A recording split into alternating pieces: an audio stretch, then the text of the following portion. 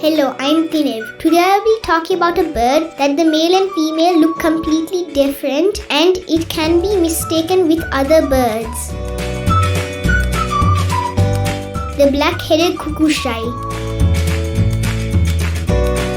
The black-headed cuckoo-shrike is a species of cuckoo-shrike found in the Indian subcontinent and Southeast Asia. Male has dark slaty-gray head, neck and upper breast. Rest of body is pale grey with white on the belly. Female lacks the black hood.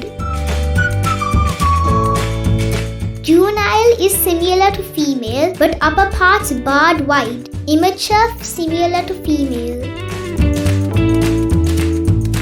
Their calls are like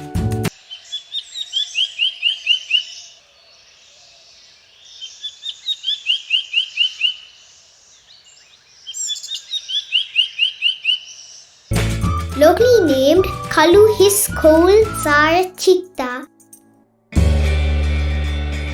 I have not seen the black-headed cuckoo-shrike, but my brother has seen it in Siberia. You get to see hundreds of birds, animals, and different types of species in some of the hotels in and around Siberia.